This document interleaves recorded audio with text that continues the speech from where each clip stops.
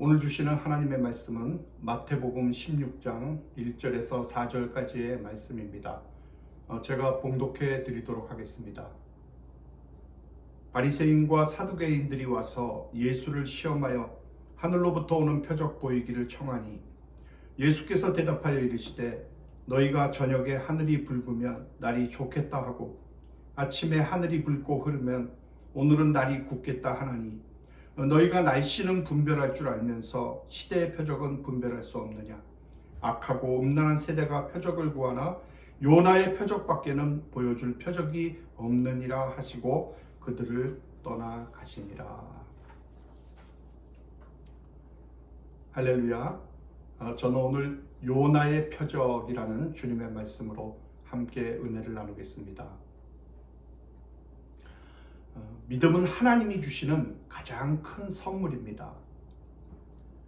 하나님이 살아계신 것이 믿어지고 또 예수님이 나의 구원자가 되신다는 사실이 믿어지는 것은 나의 능력과 나의 지식이 아닌 하나님의 은혜입니다. 그러나 믿지 않는 사람의 마음과 눈은 사단이 구원받지 못하도록 영적으로 가리고 있기 때문에 눈을 뜨고도 보지 못하고 귀로 들으면서도 깨닫지를 못합니다. 지금도 우리는 하나님이 이 시대를 통해서 일하시는 것을 믿음으로 볼 수 있습니다. 그러나 믿음 없는 사람은 보고도 알 수가 없습니다. 그래서 우리는 오직 믿음으로만 하나님이 함께 하시는 그 역사를 따라가는 신앙을 할 수가 있는 것입니다. 예수님 당시에도 지도층이었던 바리새인들, 사두개인들, 서기관들은 대체로 예수님이 하나님이 보내신 메시아라는 사실을 믿지 않았습니다.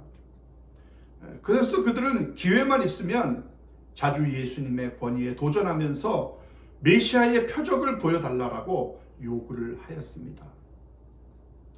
표적이란 말은 사인입니다. 그러니까 당신이 하나님의 아들이라는 사인을 보여주세요.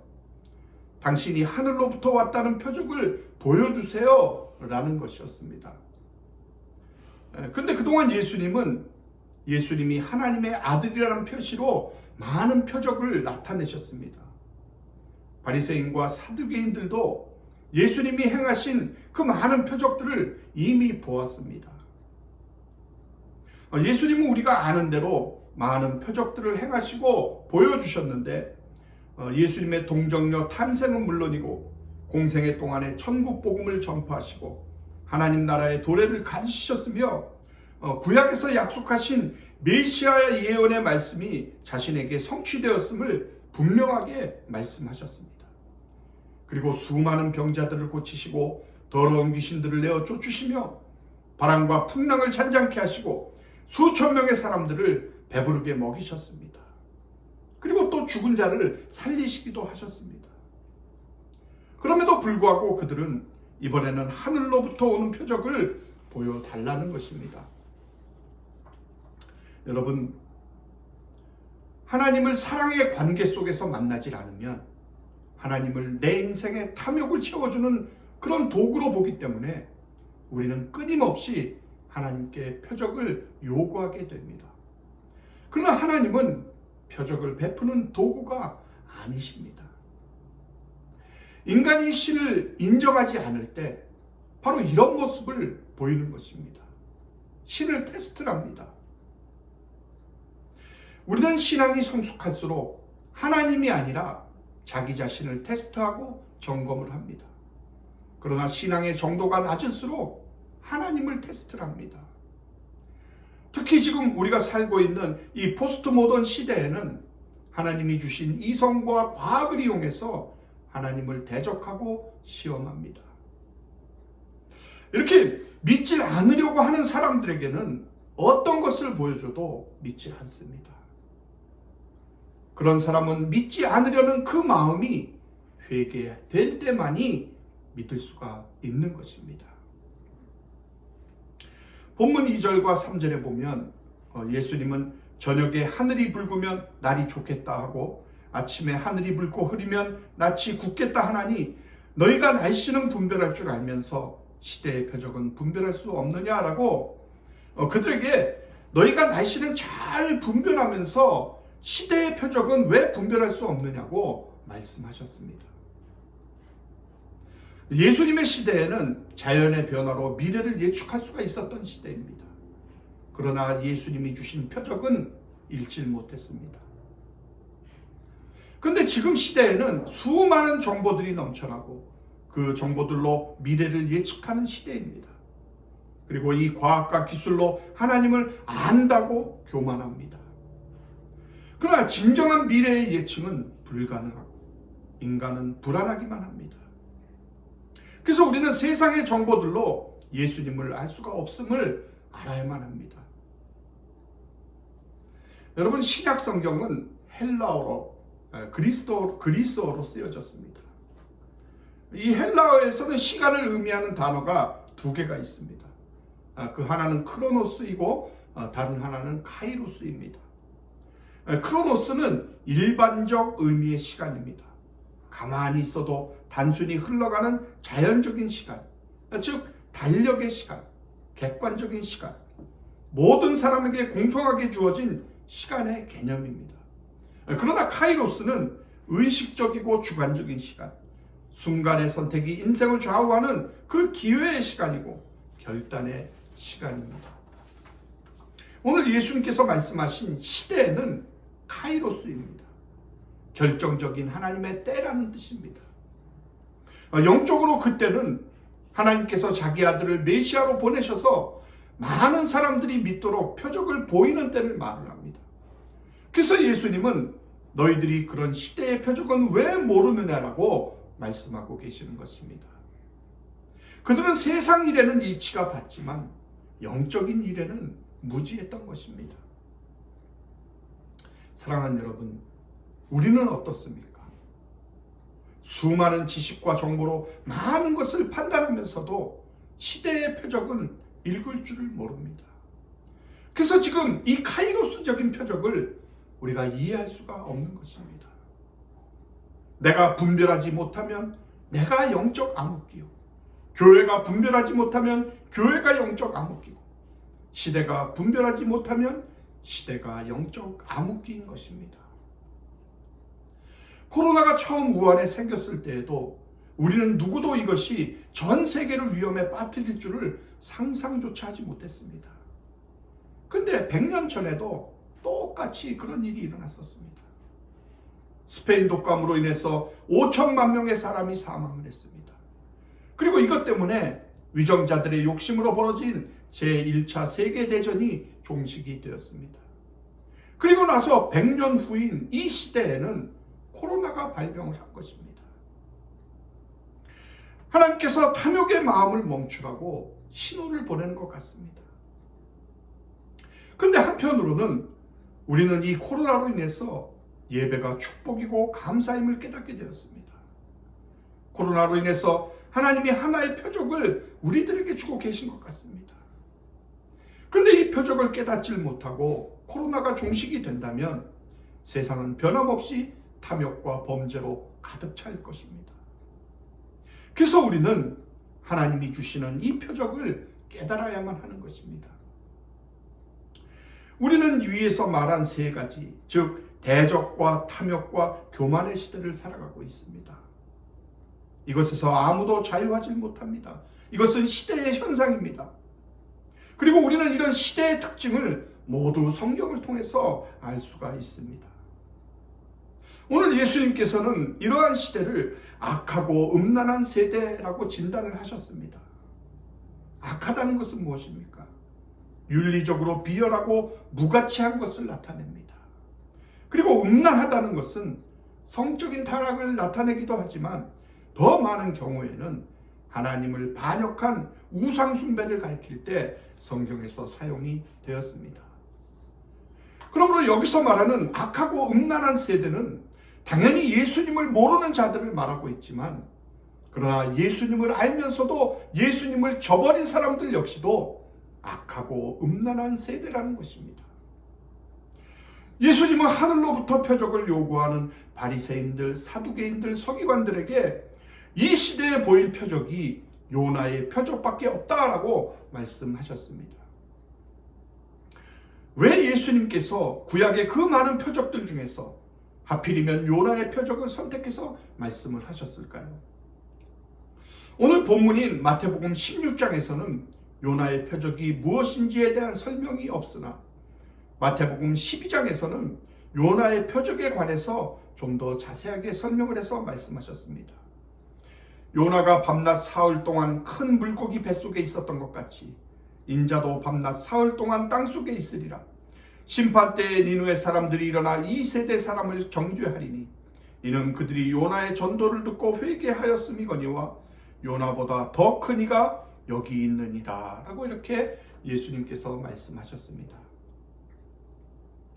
사랑하는 여러분, 우리는 지난 14주에 걸쳐서 요나서의 말씀을 깊이 있게 묵상을 했습니다. 그래서 요나의 표적이 전하는 메시지는 우리가 두 가지로 생각해 볼 수가 있는데, 그 첫 번째 메시지는 2장에 나오는 요나가 큰 물고기 뱃속에 들어갔다가 다시 살아나와서 니느웨로 가서 니느웨 사람들에게 복음을 전한 사건입니다. 그리고 두 번째 메시지는 3장에 나오는 이방인들인 그 니느웨 백성들의 전격적인 회개를 통한 구원인 것입니다. 먼저 물고기 뱃속에서 사흘 만에 살아난 그 요나는 예수님께서 3일 만에 부활하신 그 표적을 비유해서 말씀을 하시는 것입니다. 그러므로 예수 그리스도의 십자가와 부활만이 시대를 분별하고 시대를 읽어내고 시대를 구원할 수 있는 유일한 사건이라는 것입니다. 우리는 지금 코로나 전염병으로 인한 감염으로 두려워하고 있습니다. 가장 큰 두려움은 죽음을 대면하는 것입니다. 그래서 이를 극복할 수 있는 유일한 방법은 바로 예수님의 사망과 부활일 뿐입니다. 그러므로 지금 이때야말로 부활 신앙이 필요한 때이고 이 믿음을 사용하여야 할 때임이 틀림이 없습니다. 여러분, 인간이 맛볼 수 있는 가장 큰 기적이 무엇이겠습니까?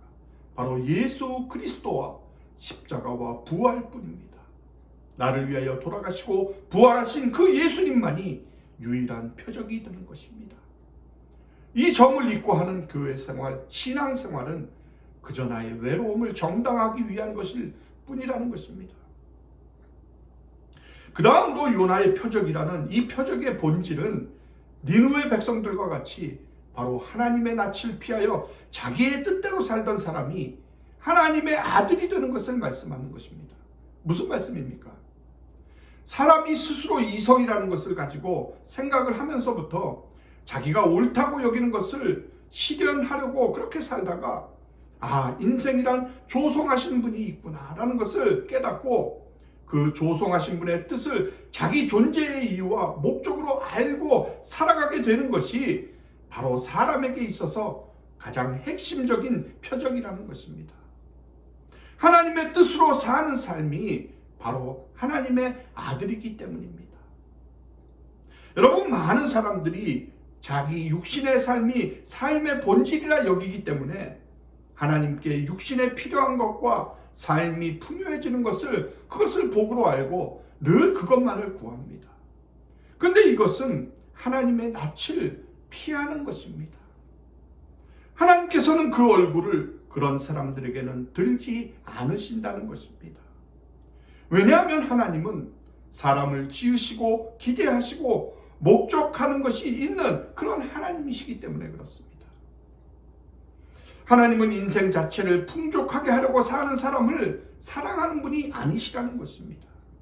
자기 존재의 목적을 알지 못하고 하나님이 주신 인생을 자기 마음대로 살다가 그것이 잘못된 길이었음을 깨닫고 그 악한 길에서 돌이켜 회개하고 하나님이 보실 때 살 수 있는 자리로 사람이 그 자리로 옮기는 것, 그것이 바로 요나의 표적이고 그것이 예수님께서 사람에게 보이시는 유일한 표적인 것입니다.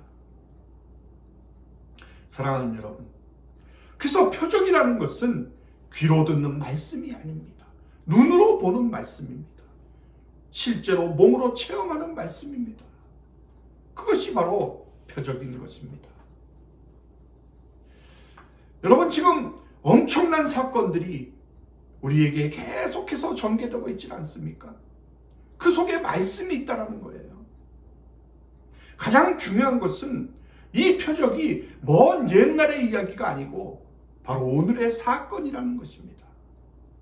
그래서 우리가 계속해서 체험하도록, 우리가 경험하고 그리고 깨닫도록 현재 현실 속에서 우리에게 지금 말씀하고 계시는데, 그것은 바로 현실 속에 표적이 있다는 것입니다. 아니, 표적은 벌써 있었습니다. 우리의 눈앞에 있었습니다. 그러나 듣지도 못하고 보지도 못하고 깨닫지도 못하는데 큰 문제가 있다라는 것입니다. 왜 그럴까요? 여러분, 구약의 출애굽기를 보면 애굽의 바로왕 앞에 표적이 있었습니다. 모세를 통해서 표적이 나타났습니다. 하나님이 나와 함께 계시고 우리 민족과 함께 계시고, 하나님은 우리 이스라엘 민족을 출애굽하게 하시려고 하니 우리를 놓아달라라고 이렇게 얘기를 했습니다. 그래서 하나님은 바로에게 10가지의 표적을 보여주셨습니다. 그러나 바로는 계속해서 나타나는 그 표적에도, 심지어 홍해가 갈라져도 바로는 회개하지 않았습니다. 이 얼마나 어리석은 사람입니까? 그 표적 속에 있는 하나님의 손길을 바로는 보지 못합니다.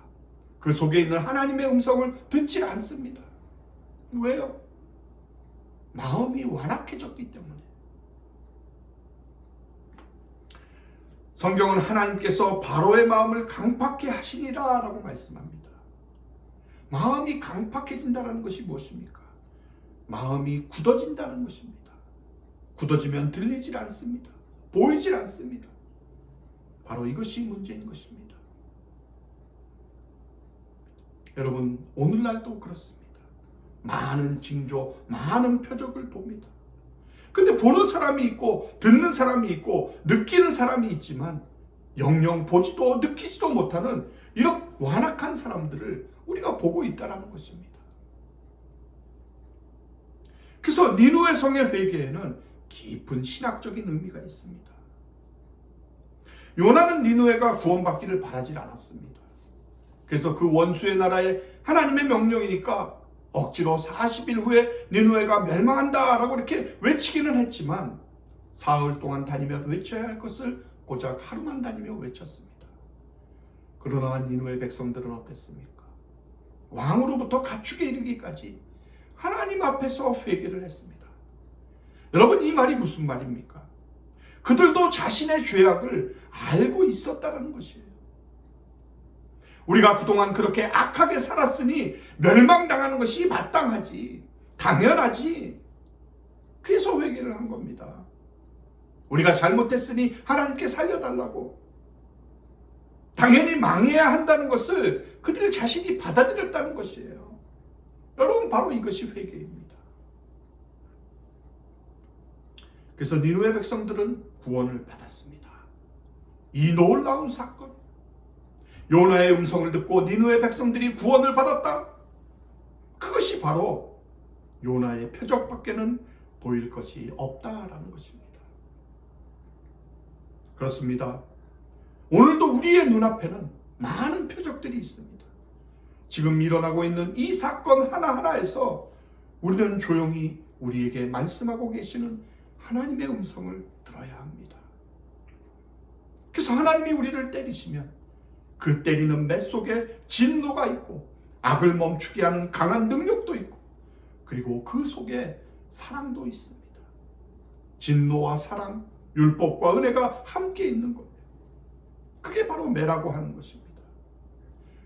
그래서 이제는 우리가 이 코로나라는 사건 속에서, 또 여러 가지 나타나고 있는 이 재앙 속에서 하나님께서 주시는 그 음성에 귀를 기울이고 들어야 합니다. 아니, 어쩌면 내게만 주시는 그 음성을 들어야 합니다. 사건 속에서 표적을 보아야 합니다. 사건 속에 있는 말씀을 들어야 합니다. 그리고 더 깊은 속에 있는 우리 하나님의 사랑을 느껴야 합니다. 여러분, 표적을 보아야 합니다. 표적을 읽어야 합니다. 표적을 믿어야 합니다. 그리고 정말 회개하고 좀 더 하나님 앞으로 가까이 가는 시간이 되어야 하는 것입니다. 사랑하는 성도 여러분, 지금 우리가 영적으로 깨어 결정적인 하나님의 때, 이 카이로스적인 시대의 표적을 따라가야 합니다. 이 시대에 하나님이 무슨 일을 하시고 지금 성령께서 교회에 어떤 일을 하시는지, 그리고 하나님이 나에게 두신 뜻과 계획이 무엇인지, 하나님이 내게 무엇을 하기를 원하시는지를 알아야 하나님의 때를 따라서 우리가 살 수가 있는 것입니다. 요나의 표적밖에는 보여줄 표적이 없느니라. 얼마나 귀중한 말씀입니까? 십자가는 표적입니다. 그 표적 속에서 하나님의 무서운 진노와 동시에 우리에게 향한 그 하나님의 엄청난 사랑을 우리가 확증할 수가 있어야 하는 것입니다. 그러므로 이번 요나서의 말씀을 통해서 우리가 시대의 표적을 붙잡고 하나님의 때를 따라 사는 그러한 인생으로 회복되시는 여러분이 되시기를 주님의 이름으로 축복합니다. 그리고 우리가 이 시대에 할 수 있는 것은 예수 그리스도를 믿고 전하는 것뿐입니다. 하나님의 낯을 피해 다시스로 도망가려던 요나는 끝내 하나님의 뜻을 헤아리질 못하고 이스라엘만의 구원을 주장하는 버림받은 유대인으로 남았지만, 그러나 사도 바울은 복음 때문에 온 세계를 품고 구약에 다시스였던 그 스페인 선교의 소명을 위하여 로마로 향한 복음의 꿈을 꾸었고 또 그것을 실행하였습니다. 그러므로 지금 교회가 어마어마한 욕을 먹고 비난을 받는다 하여도, 또 그것이 내 잘못이 아니라 할지라도 우리가 할 수 있는 것은 예수님의 원하시는 바를 따라 우리가 진심으로 회개하고 우리의 이웃의 영혼을 구원하는, 우리의 이웃의 어려움을 돌볼 수 있는 바로 그 사명의 길에 앞장서는 일뿐인 것입니다. 그 일을 위하여 오늘도 새롭게 주의 음성을 듣고 몸과 마음을 새롭게 해서 우리의 믿음을 다시 생명력 있는 믿음으로, 그렇게 믿음을 중생케 하는 귀한 역사가 이루어지기를 주님의 이름으로 축원합니다.